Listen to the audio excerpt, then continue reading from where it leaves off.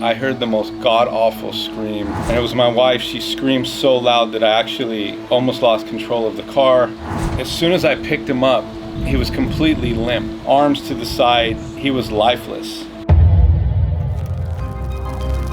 Here I am with Anthony Trimino. Anthony Trimino. How are you, sir? I'm doing good. How are you? Do you know why they call the one percenters the one percenters? Because they do things that the 99% don't want to do. You know, people often ask me what faith means to me. And the truth is that it means everything. And I can remember vividly when faith went from something that was part of my life to something that became the center of my life. My wife and I had had our first child, and he was 2 weeks old, and we decided to take him out of the house for the very first time. So we took a 2-hour drive to San Diego. It was our first outing as a new family.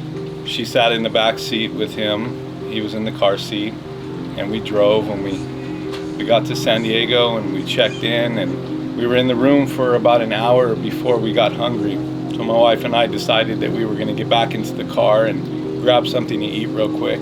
So she strapped my son in the car seat and put him in the back, sat in the back with him, and we headed out. And I remember driving in the dark in a city we were unfamiliar with.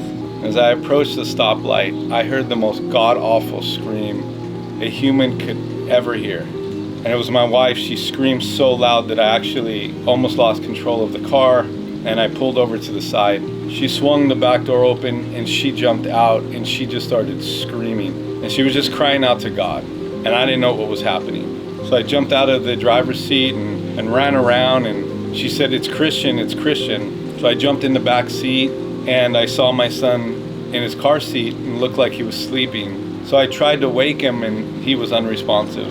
So I shook him a little harder, and he didn't respond. So I grabbed his leg and I pinched him as hard as I could to get some type of response out of him, and he didn't move at all.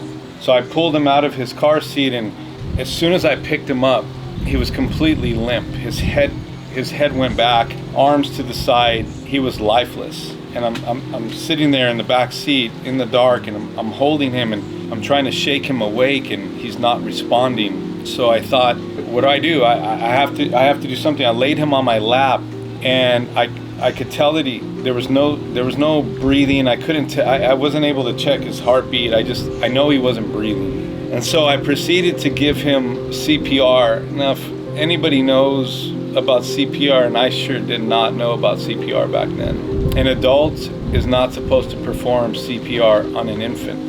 Obviously, our lung capacity is way too big, and we could blow out an infant's lung, but I didn't know that. So I did the only thing I thought I could do at the time, and I started to just give him CPR, and I'd give him all the air that was in my lungs, and I would see his chest rise, and I'd wait a second, and I'd breathe again for him, and I'd see his chest rise, and I did that about 4 or 5 times, and he wasn't responding.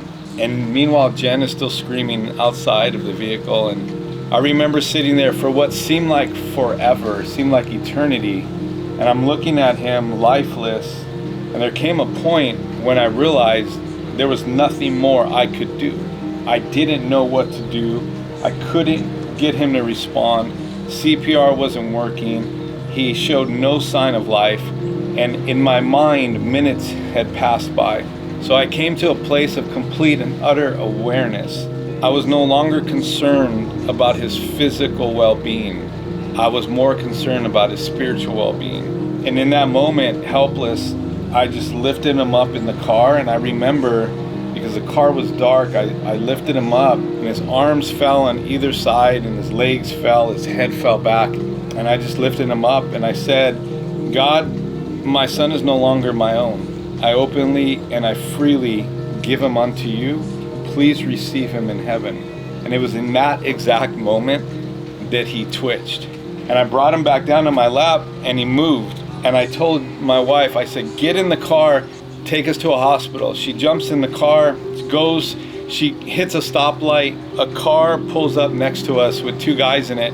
She's screaming at them, "We need a hospital, we need a hospital." And we see a payphone. She jumps out of the car, she calls 911, she says that the lady who answered the phone didn't believe that she was having a real emergency and wasn't able to help and refused to help.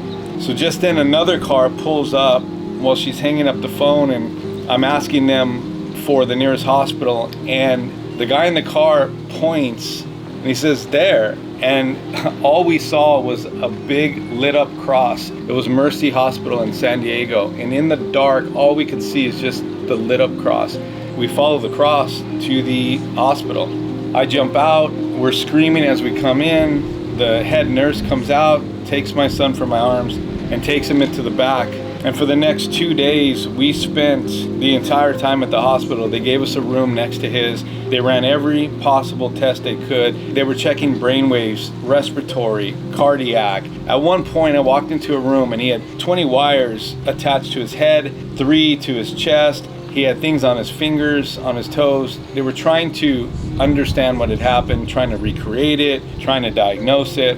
And meanwhile, we were isolated from our family. And though they had offered to come out to visit, we didn't really want them to have to make the drive because there was nothing that they could do. So for those 2 days, Jen and I were isolated, and all we had to lean on was our faith.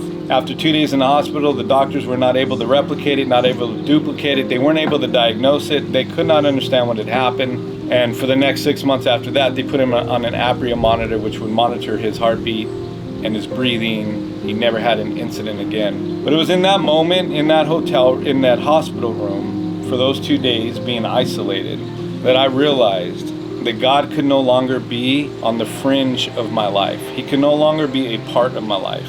He had to be the center of my life. And I think that God created this opportunity for us to understand the significance and the importance of dependency on Him. We were obviously covered. My son was safe.